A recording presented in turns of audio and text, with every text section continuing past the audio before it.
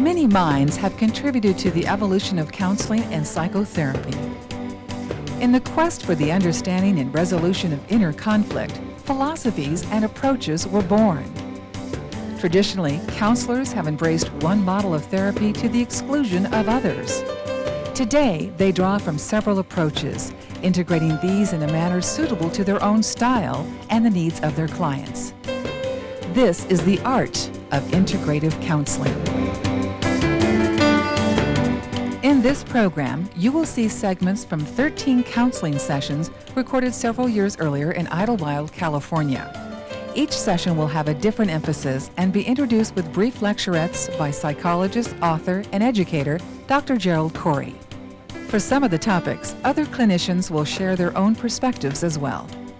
Ideally, this video should be used in conjunction with Dr. Corey's texts, The Art of Integrative Counseling, and Case Approach to Counseling and Psychotherapy, both of which describe the case of Ruth.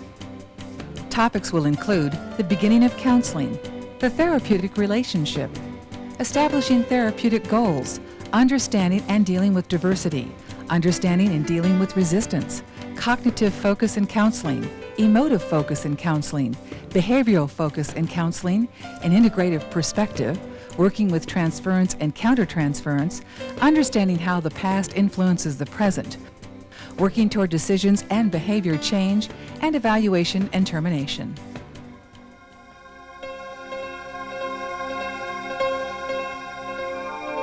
There are four general categories of theories, if we want to reduce it. One is the psychodynamic approach, and that's sort of the foundation. The second is the relationship-oriented approach, or the experiential approaches. Third category would be the cognitive behavioral, sometimes called the action therapies, that stress how we think and what we're doing. And a fourth category would be called the systemic approaches, such as family therapy or feminist therapy, that focus more on outside of the individual as it impacts the individual. You know, there are both advantages and disadvantages of an integrative approach. Some will say, well, it's best to have one theory so you have consistency and that you can have a set of some discipline, that if you are open to too many theories and you try to combine too many approaches, that you wind up not having any consistent framework. On the other hand, I don't think any theory holds all the truth, or that any theory has the one right way to work with all clients. So I think an advantage of an integrative approach is it's something you can ongoingly build and create, and it fits for who you happen to be. Also, I think it's very important to be open to your client and attempt to figure out what does this client need. And I think that is an advantage to having an integrative approach.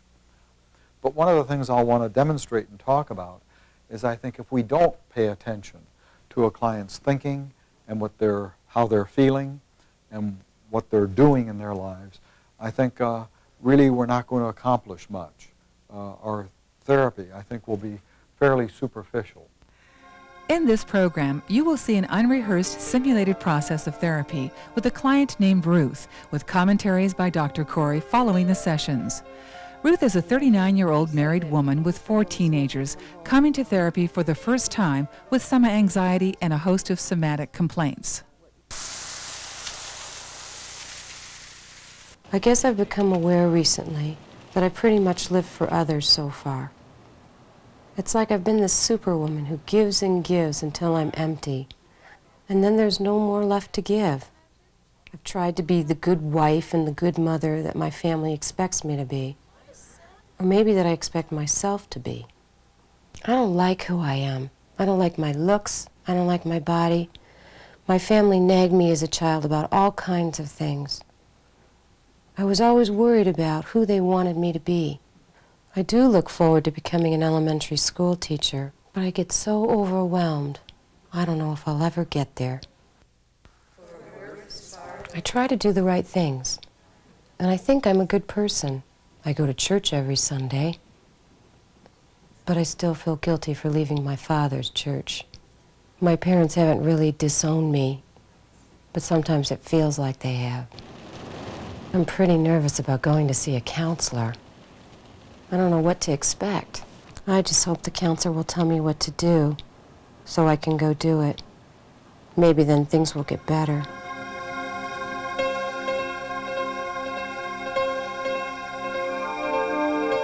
Of all the sessions, the first is probably the most important, because I think your client in some way is sizing you up and saying, is it safe for me to be in here? And there are so many things to accomplish. One is, I want to hear the client. What's your story? Why are you coming here? What are you wanting? How do you think I can be helpful to you? I also want to do some teaching or education during that first session in terms of how you as a client can get the most from this process. And certainly, I have to do some informing about basic rules like confidentiality. I can't tell you that everything you say will be held in confidentiality. I need to talk about the limits. I think informed consent is the foundation of a counseling session. Informed consent is basically giving the client enough information that they can make an informed choice about, do I want to be a client at this time with this particular therapist? There are some basic concepts from person-centered therapy and existential approach that I think are very useful for beginning a counseling session. In person-centered therapy, I think the emphasis is on how can I really grasp the world of the client sitting before me. So what's important is not that I have my own agenda and that I'm trying to superimpose that agenda on the client, but that I'm listening to you and finding out how can I facilitate your own process. The existential approach helps me not get so worried about technique, but much more on how can I establish a basic sense of trust. How can I be open to what this person is saying? And lastly, I think the feminist approach helps in the beginning, because what we're doing here is saying the client is basically an expert on his or her life. And how can I, with my own expertise, help you resolve your own problems that you're bringing to therapy? Dr. Corey and Ruth now begin the process of therapy. Maybe you can say a bit about what actually prompted you to make that call. Oh, you mean to call you? Yeah, at this point in your life.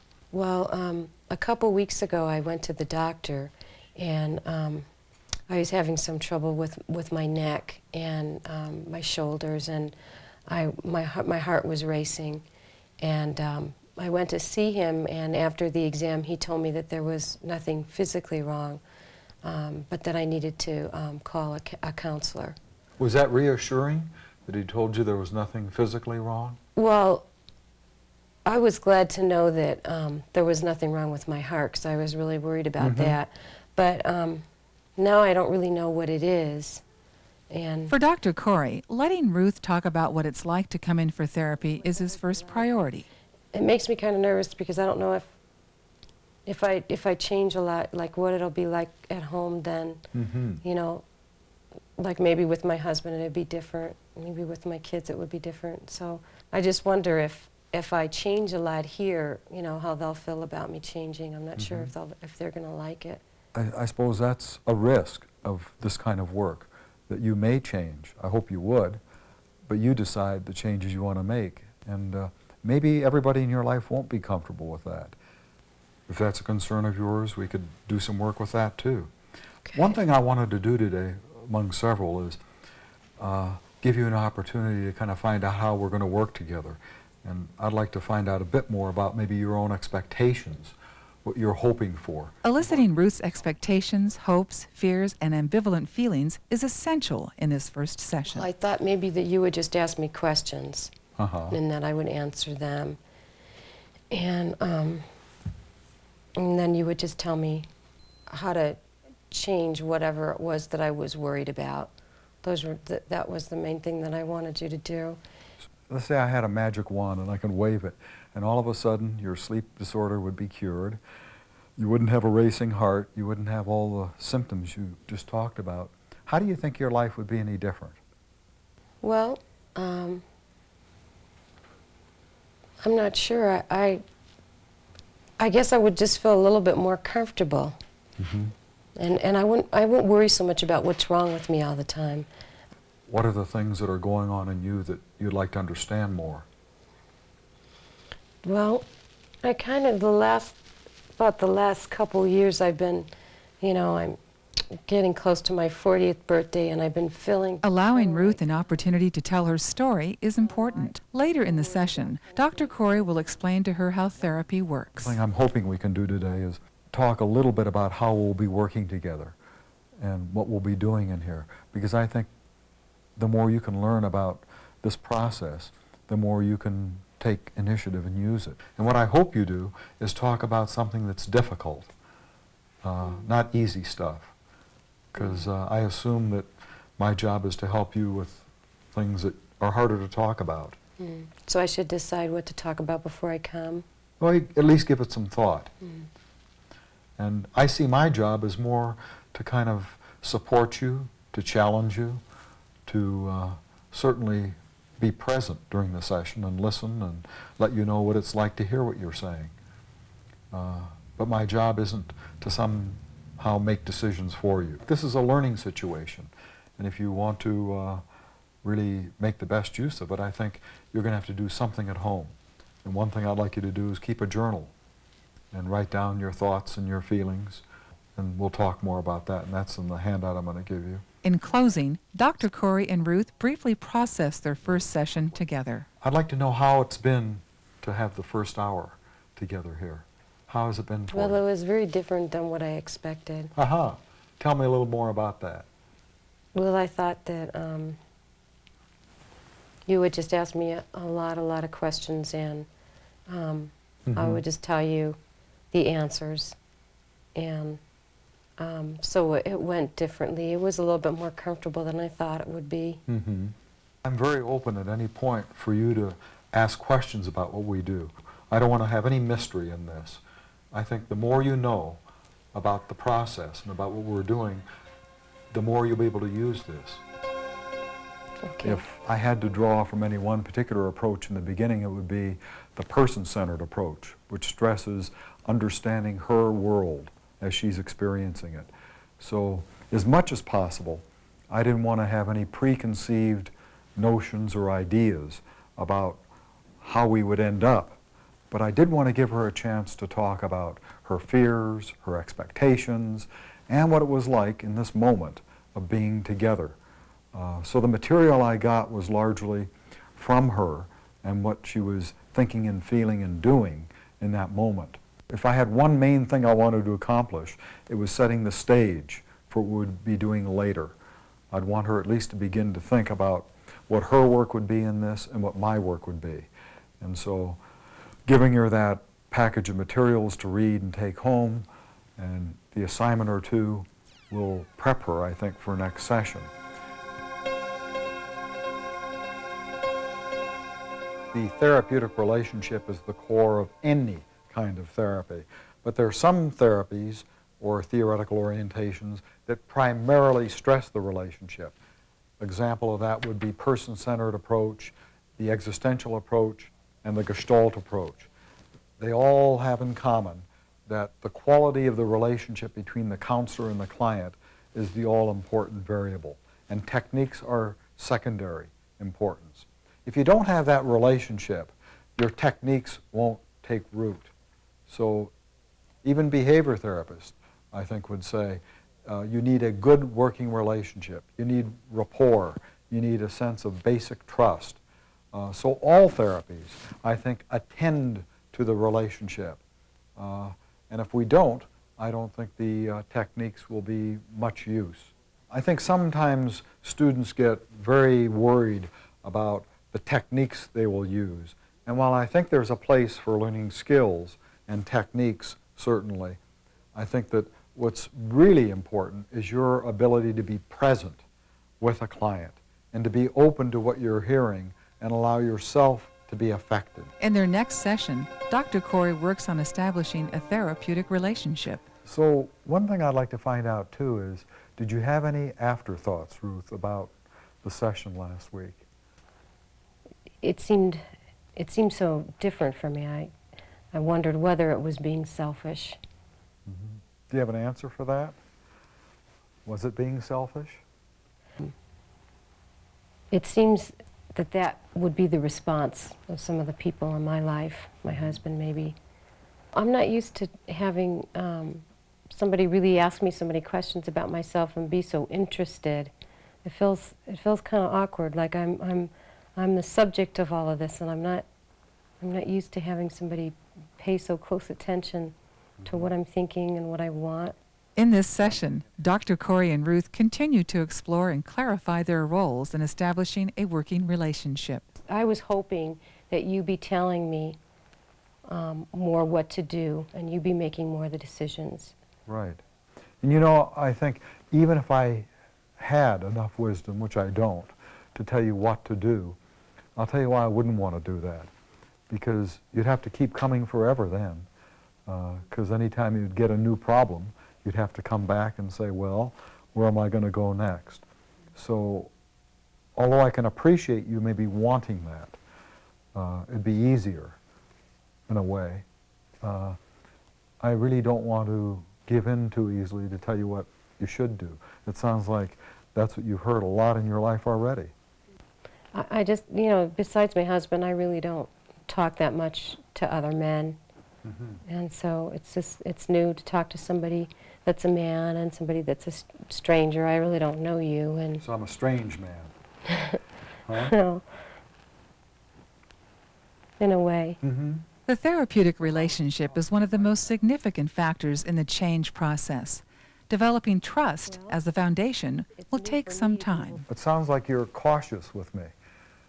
In some way you're measuring what you're going to say, and you're very aware of what I might be thinking and how I might be receiving you. Well, I suppose it's, you know, my way of trying to determine whether I should trust you with information Mm-hmm. or parts of... I don't expect you immediately to trust. I think this is new and it's going to take time, but I think what I hope you could do is at least talk about what you do feel or what gets in your way of building a trusting relationship. In building this relationship, who the counselor is as a person is just as important as his or her knowledge and counseling skills. As this trust deepens, so does the process of therapy. Well, I've had a lot of conflict with my father in particular around my religious beliefs. Okay. And that's been very difficult for me. So that's certainly something we could talk about. Yeah, it's something that I know I've struggled with inside myself, but I've never spoken about it to anyone before. Mm-hmm. Nervous about what might come out next, what I might say. Maybe that I'd revealed too much. Mm-hmm. Let's go with that for just a moment. What if you do reveal too much? Well, I'm afraid I'd be feeling exposed. Mm-hmm. All therapeutic approaches, regardless of what they are, psychoanalytic, existential, person-centered, reality therapy, behavior therapy, they all have one thing in common. I think they agree that unless there is a working relationship, that therapy will go no place. So let me just comment about what I see happening in this session here between the two of us. What I particularly liked is that Ruth was willing to talk about how she felt with me in this session, that she was aware of feeling vulnerable, as she put it, maybe exposed, that she had revealed too much. And I see that as the foundation to our working relationship. If she can begin to say, I'm afraid I'll reveal too much, and then you'll be thinking thus and so, then we're going to build a trusting relationship. If she does all this silently, I'm not privy to what's going on with her, and I have no way to work with this. Really, all of the theories address the central role that goals have in the counseling process. If we don't help our clients formulate specific and clear goals, then counseling won't be very focused. Yet each theory stresses some different general goals. For example, the feminist therapists tend to stress empowerment and social transformation as goals. And they stress the importance that goals should be collaboratively established, never the therapist defining them for the client. The Adlerians talk about goal alignment, which means the counselor and the client mutually collaborate and talk and agree upon goals for the counseling. The behavior therapists, I think, offer a lot in this area. They help us get very concrete about goals.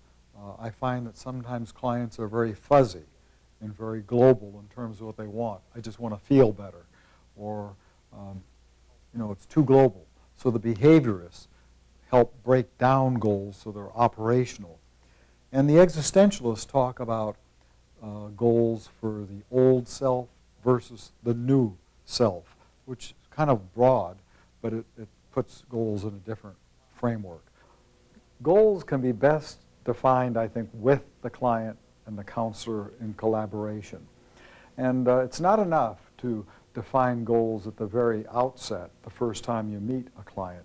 But I think every new session, the client and the counselor would be helped by looking at, what do I want for myself during this particular session? So a good question might be, what are you aware of as you're coming into this session today? What is it that you would like to talk about? Or what is it you don't want to talk about, but you think would be helpful if you did?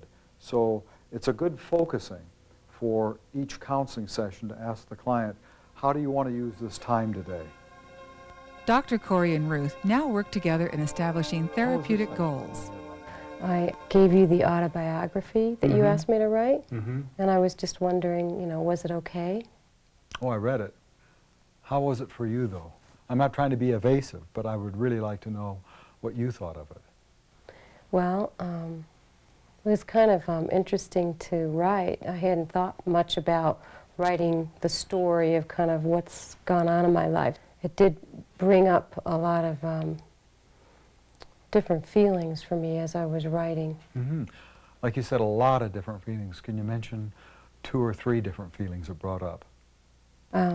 Some disappointment, Mm-hmm.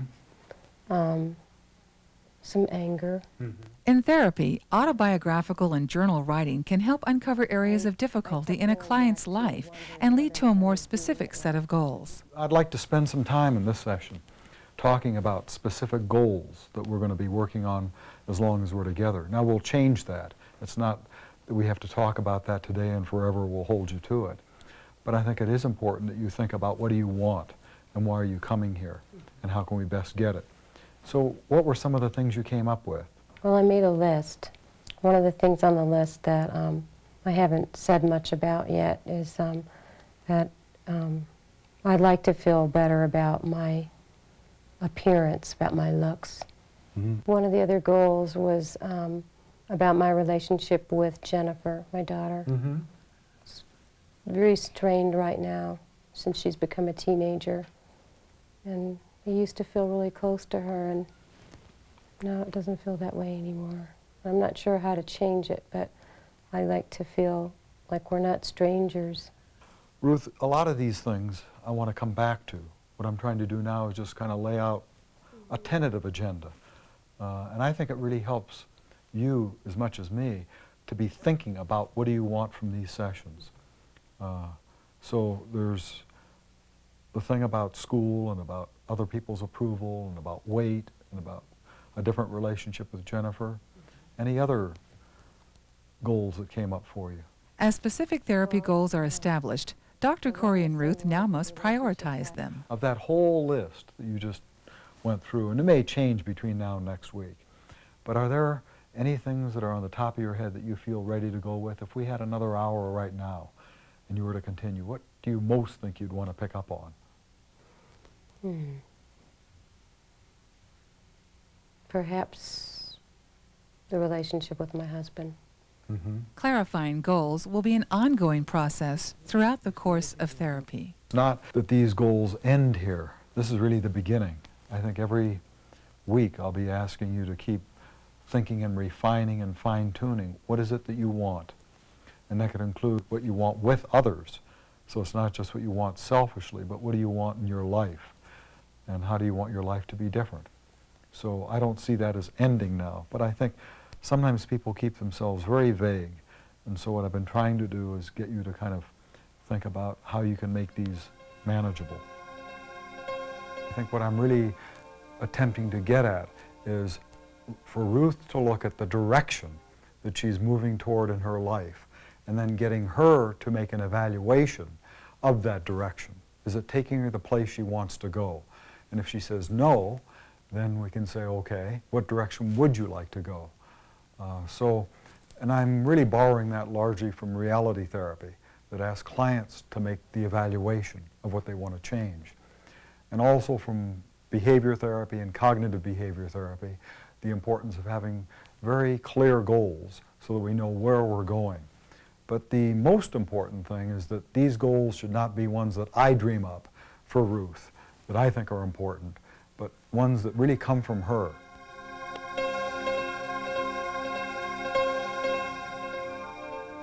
Diversity is a reality, and I think we cannot afford to ignore diversity. And by that I mean differences, maybe between our client and ourselves. And there will always be difference. Your client will be a different age, maybe a different gender, a different socioeconomic background, a different ethnicity, different culture, a different worldview. And I think what's important is that I never assume what difference is salient and what's important. Maybe the difference between us that is important to you is the gender difference. You may be saying, I wonder how this person can understand me because I'm a woman, he's a man, and can he really get in my world? In another case, it may be a difference in our culture or our race. So I think what's important is to always help the client feel the freedom to bring up the differences and to talk about those differences. So I think it could be a little dangerous to assume that what is observable difference will be the one that matters to the client. A concern I have with many of the traditional theories is that some theories don't really make a central place for dealing with diversity. And I really think that these approaches need to be modified to fit the cultural context. Dealing with diversity can be a challenge for new counselors. Other clinicians share their own I perspectives. think one of the best ways is kind of like throwing a kid into a cold tub of water to learn how to swim, is to have people exposed to different cultures. And I think in that way you come across your own biases very quickly. You don't need to be a cultural anthropologist. What's important is, yes, you should know a little bit about the background of the person that you're working with. If you have an opportunity to gain more experience, that's even better, but that's not necessary. As long as you approach the client for who she or he is, and you deal with the client at that level. Often we have stereotypes of what cultures are like, and I think it's important that as a therapist, if you don't know much about the culture of your client, that you ask them to tell you about it and you learn from them, and I think that really helps them feel proud that they can share with you and educate you about their culture, and it also opens up some insight into why that client is struggling with some issues. In his work with Ruth, Dr. Corey faces the issue of diversity. I realized how different you are from me. And what does that mean to you? It's true, I am different, probably in a lot of ways, but what differences do you see and what does that mean to you? In therapy, cultural and individual differences pose their own challenges. In addition to ethnic and racial differences, there are religious and gender issues and a variety of subcultures that influence a client's thoughts and actions. But I guess it's about, you know, maybe you being a man and maybe you having a different cultural background, and what I imagine that must have been like, maybe very different from mine, and maybe even your religious background, how hard it is for... Yeah. Well, I haven't shared the same experiences as you have. You've had a different life, and I would hope that wouldn't stop me from understanding some of your struggles. You know, I think, at least for me, it's important that I respect the differences. Maybe you're being a man therapist. change things here, that if I had had a female therapist, maybe it would have been different in some way. Oh, I don't doubt it. I mean, I think if you'd gone to another male therapist, for example, things would be different. And if you'd gone to a female therapist, things would have been different. I'm not saying better or worse, I'm just saying different. The acknowledgement and understanding of differences is crucial. If ignored, a therapist may misinterpret a client's culturally unique behavior or limit his or her ability to establish therapeutic rapport. It would help me to kind of know what I need to understand about you, because I think your world is somewhat different. But I'm wondering if there are things you've talked about in here that somehow you felt I wasn't responsive to, or I didn't understand you.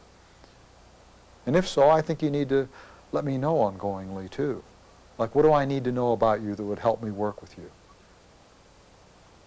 Well, maybe you need to know that for a lot of generations, my family just expected that the women would kind of take care of all the family business, and that's very difficult. But it's my responsibility to see that everything runs, that nothing happens unless I make it happen. The meals don't get made, the children don't get disciplined. And when you've talked about that in the past, because you've talked about that a lot, do you think I haven't been able to understand that? Well, I wonder. I can't think of anything specific that's led me to believe that you haven't. How we work with these issues that came up is crucial. And another piece that I think is very important is that I'm open to letting the client teach me about what's important to her in this case, so that I can work with her more effectively. And although I don't have the same worldview, I think I need to at least be sensitive enough to get into her worldview. I may not understand it fully, I won't, but I think I ought to be respectful of the differences and work with them in the therapy process. And to a large extent, I think that all therapy has to be culturally based. There has to be some awareness of how culture operates. So I would see that as very much a part of an integrative model, that in addition to the thinking, the feeling, and the doing, we're always having the cultural themes play out in one way or another. And they can be worked with like any other theme, like transference, countertransference, resistance, here and now issues.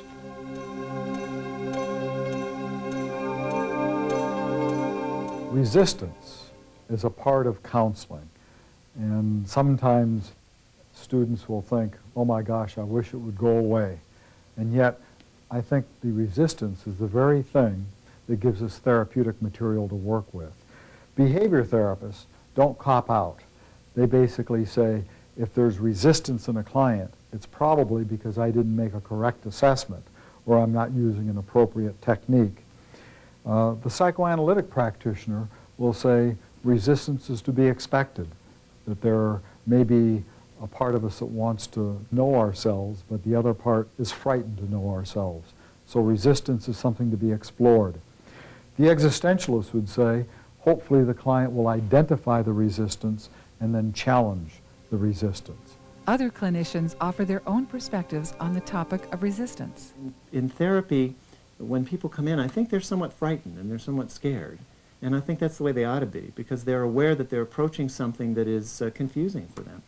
And the anxiety they experience, to me, seems very natural and very much a part of the process. And I think it needs to be respected in people that we work with. And so I feel that resistance kind of has a negative connotation, and I prefer to think of how ready are they to do work. And some clients are ready to work on things in depth, some just want some education, and different people are at different levels of readiness, I think, to really work on their problems. And I think it's crucial to identify early on what are the goals for the treatment, because if you don't do that, then you might be imposing really elaborate long-term goals on the client that they're not ready to work on or wish to work on, and then that's when you have the resistance. Resistance is just part of therapy. It seems to me that that's the crux of having skills as a therapist, is being able to deal, to respond to the different varieties of defensiveness or resistance that people have. And the way that I deal with it is to bring it to the forefront and discuss it openly. My bias toward resistance is to always be very, very respectful of the client. And therapy is for the client. The therapy is not for the therapist to feel as if they have helped the client over some great hurdle in their life. And it must be that the therapist follows the client and what it is the client is interested in having healed. As therapy progresses, Dr. Corey finds that Ruth has some resistance. So how was it when you were thinking of coming here today? This is like I want to be out of here, like I want to be done. I don't know what it is. I don't know where it's coming from. I feel confused about it. It feels different to be here right now.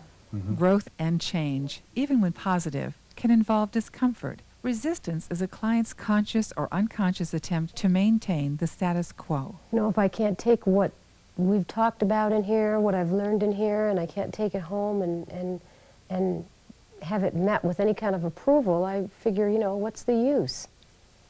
Chances are some of the people in your family are not going to like your changes, and they're going to be very hesitant to be supportive. They're going to probably find ways to say, gee, I like the old you much better. That's what's happening. Yeah. Well, you said that sometimes things get worse before they get better. Might. And they are worse, and I'm not sure they're going to get better. Okay. Maybe I can't see down the road where things will be better. I can't guarantee that either.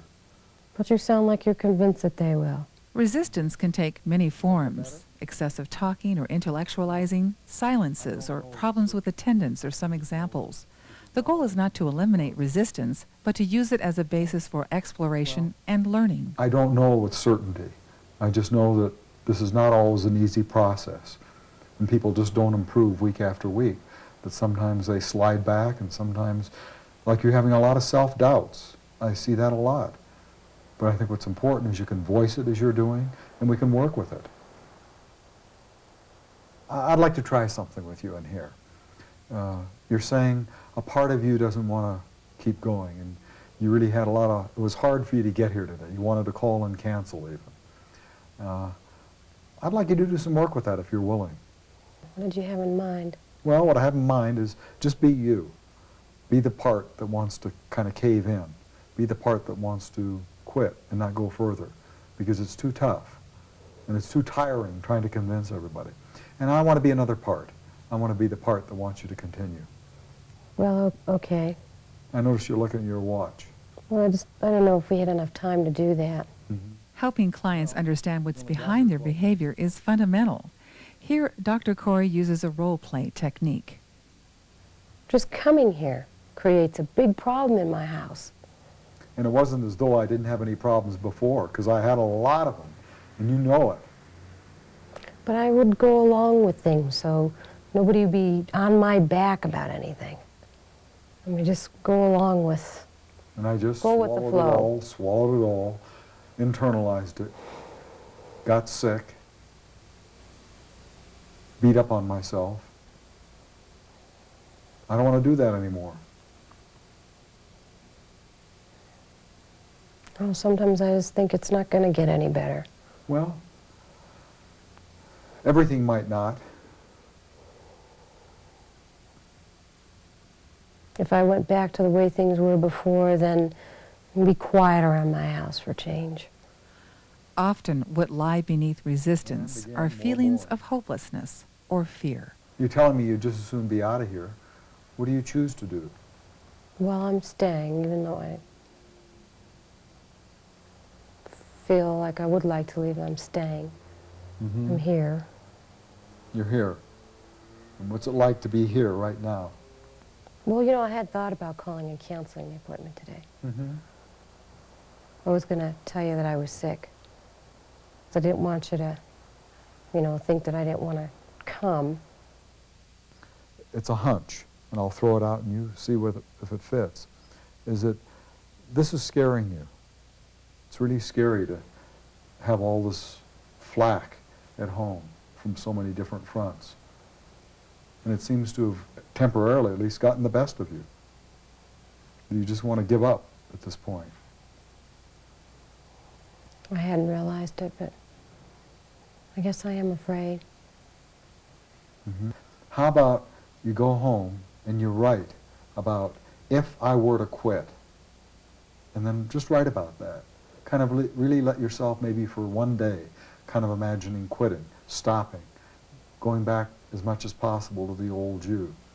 And then maybe another time, when you sit down and write in your journal, here's why I want to go ahead. Write the other side. And maybe do that throughout the week and see where that takes you. Is that something you're willing to commit No, to? I could do that. I'll do that. Therapy sometimes is not a progressive thing where the client just gets better and better, but sometimes clients get stuck, sometimes they go back to an earlier stage, sometimes they wonder if they should go further. It seems like she's really scared in some ways of if I keep going on the way I am, what'll happen then? It's tough enough now. So the homework here is designed to get her to begin to kind of make an existential choice. It won't be easy, so what am I going to do about it? And I attempted that in the session. Like, what do you want to do with your boredom? She says, I'm bored, I'm flat, I don't feel like doing anything, I feel frustrated. Well, she had choices and even what to do with that. So this is sometimes tough for both of us, but I think we've got to hang in there. We can't too quickly say, let's fix it, let's get over this.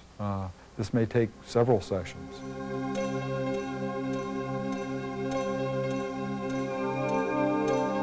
Cognition is certainly one important piece in an integrative approach because we're all thinking beings. We all have ideas and we all have basic beliefs that I think affect how we feel and how we act. So really any integrative approach I think will make room for what are our beliefs, what kind of self-talk do we engage in, and explore those factors. Well, cognitive therapy is a very diverse theoretical approach. There are a lot of different kinds of cognitive and behavioral therapies. Two very big ones are rational emotive behavior therapy that was founded by Albert Ellis, and the other is cognitive therapy founded by Aaron Beck. What I like particularly about the rational emotive behavioral approach is it's an integrative approach. And Ellis says that our thinking and our feeling and our behaving are always interactive. So how we think affects how we feel and how we behave. What I like especially about rational emotive behavior therapy is the ABC model. So C is the consequence. A is an antecedent event, and B is the belief. So let's say you're in a relationship, the person leaves you, and you find yourself very depressed. That would be C, the consequence. Ellis would say that it's not A, the person leaving you, that's causing C, but your belief. So you tell yourself, I must be a worthless person because he or she left. What I like about this approach is it says that thinking is very much instrumental in sometimes how we feel and certainly how we behave. In cognitive behavior therapy, the client must be active if change is to come about. And that means the client is really a partner with the counselor. So in cognitive behavior therapy, the client will be expected to do homework, to be expected to keep track of self-talk, to challenge that self-talk, and to try things in everyday life and record it, and to experiment with behavior. A strength of the cognitive behavioral approach is that it has many cognitive behavioral specific techniques. One of them is Socratic questioning and the Socratic dialogue. So the client will come in and the counselor will ask a lot of questions. Does this help or hinder you? Another is debating your beliefs. Some clients never question their self-talk, the beliefs they hold. And I think these approaches teach clients how to argue with the voice in your head that may hold you back at times.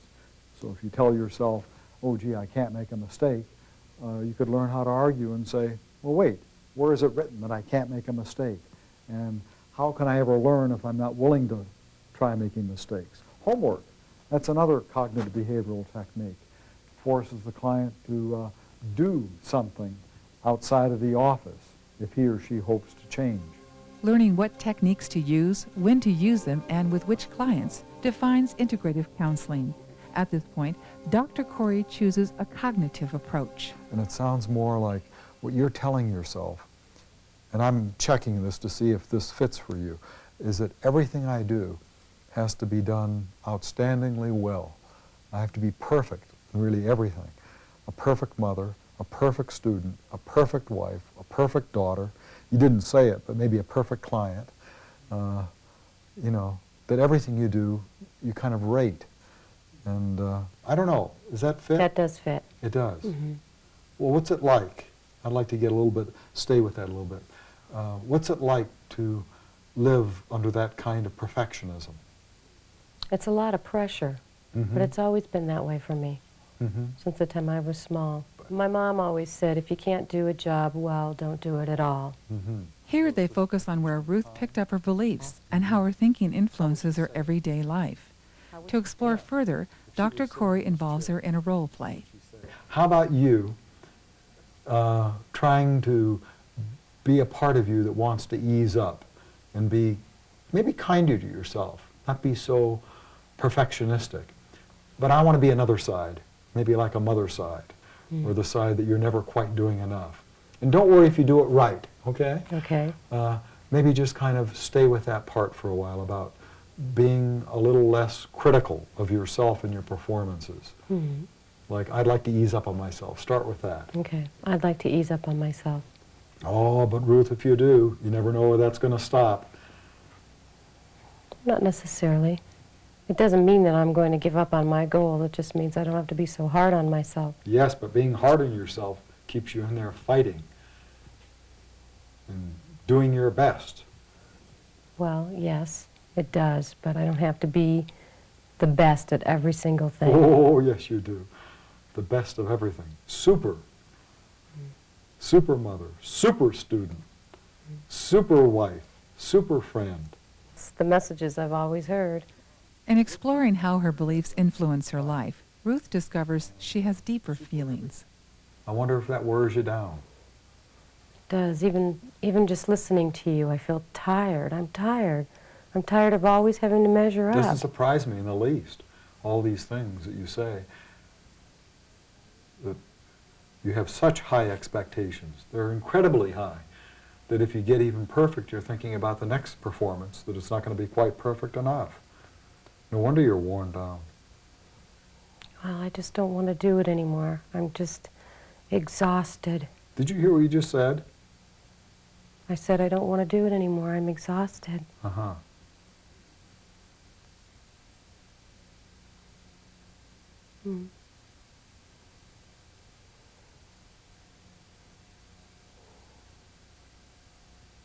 What's it like to say that? I'm exhausted and I don't want to carry this burden anymore. Feel some relief. But I don't know how to stop. Sometimes I feel like I just don't know how to stop. Keeping on and going and going and going and doing it. Like I'm in some kind of a whirlwind and I just don't know how to slow down. Well, what I see a little different now is at least you're talking about that. And you're saying, I don't know how to stop and I want to and I'm exhausted. That's a little bit different, isn't it? Yeah. What do you suppose it would be like if you were to say some of these things to some important people in your life? Like some of your kids and your husband, maybe. That I can't do it anymore. Or, I don't want to do all of these things and be everything to everybody. Guess that's a place to start. It'll be difficult. I just keep it all in, maybe because I'm afraid that if I let some of it out, I'll start feeling about it. You might. What are you feeling I feel like I just did. What's it like for you? You talked about weights on your shoulder and being burdened. What's it been like to talk about some of that? Well, it feels a little lighter. Like for the first time I realized what I was doing And I told somebody about it, and I told somebody that I wanted to stop. Mm-hmm. So that's new.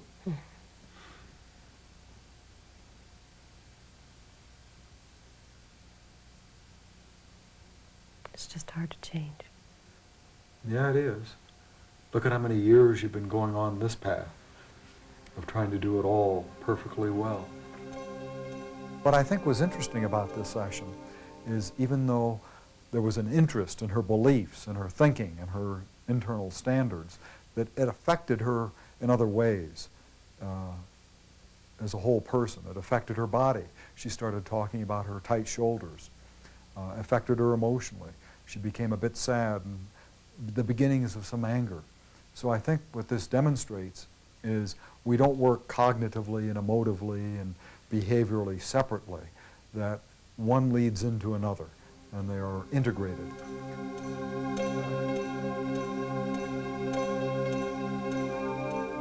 Just as cognition is important, emotion is also important in an integrative perspective.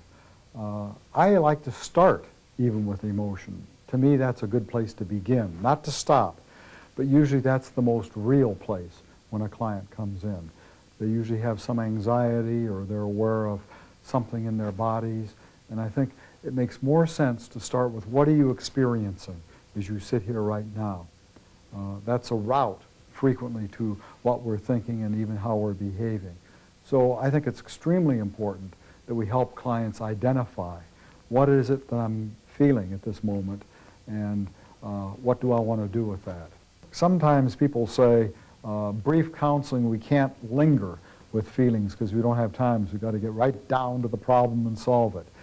I'd like to say I think we can't afford not to deal with feelings because I don't think our problems are always in our head or the way we behave. And I think it doesn't have to be long, but I think we do need to address the realm of what is the client feeling. And if we do that, I think the client is more willing to engage in thinking and behavioral changes. What I like about Gestalt therapy very much is that it stresses awareness and contact. Contact between the therapist and the client, and awareness of what are you aware of right now. Some techniques that you can use from the relationship approaches and the experiential approaches would be, one, bringing whatever the client talks into the here and now. So I make it almost a rule. Whenever a client reports, I'll say, can you act as though that were happening right now? Don't talk about it, but somehow bring it into the room. That almost always intensifies what a client is feeling.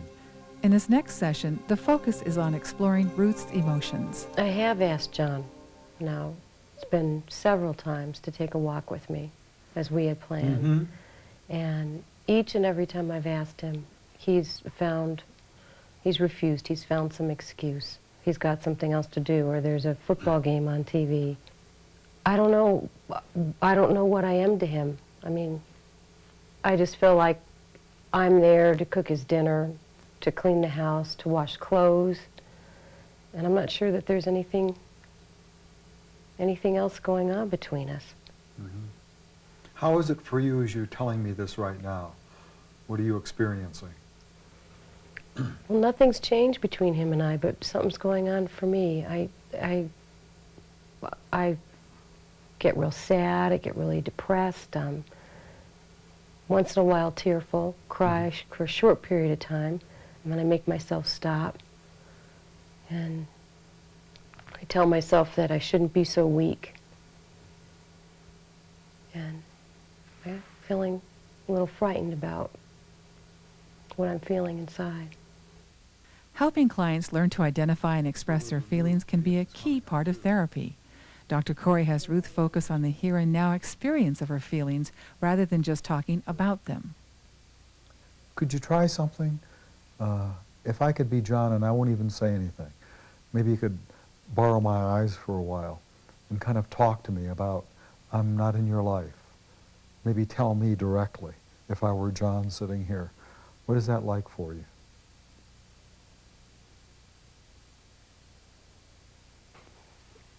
I don't feel like I can say anything to you because you keep telling me that I've changed, and I want to change, and you don't want me to. So every time I say something to you, it's met with your disapproval. I don't know what I am to you anymore. You talk to me about cooking dinner, you talk to me about whether the clothes are clean, whether I've gone to the dry cleaner, and that's about it. So I'm nothing to you. I'm just nothing to you. You don't encourage me in what I want to do with my life. I'm not a person. I'm just, if I meet your needs, then I'm a good wife. And if I don't, then I'm nobody. I feel like I don't exist. Like I'm invisible. Like you really don't see me. And that makes me feel lonely and frightened.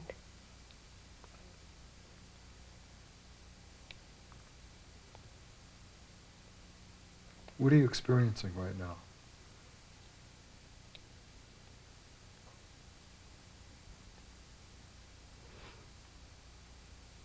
I don't know if I could ever say that to him.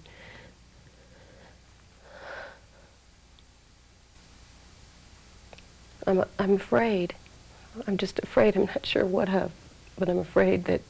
Because your voice is different, and your chin was quivering, and your eyes are moist. As soon as I say I'm afraid he's going to leave, I think to myself that as long as I don't change, he never will. Because he's not unhappy.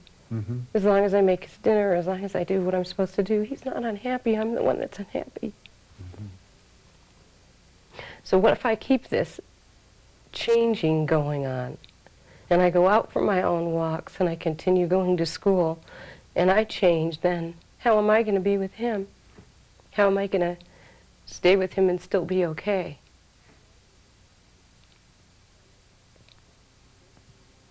I think that scares me even more. I think if there's one particular theory I was most drawn to here is more the existential approach, which focuses on don't just report what's going on, but live it in the session. And so you noticed when she wanted to talk about something that happened last week, I asked her again and again, and what are you feeling, what are you experiencing now? And my main aim was to attempt to enter her world more, to get a sense more of what it must be like for her, to give up some of her protection and her self-containment and being all together. And now in her eyes being weaker, more vulnerable, more frightened of what might be the outcomes will be, and will I leave my husband, will he leave me? I saw all that as progress in a way, because now she's able to put words with me to some things that before she wouldn't even allow herself to think about.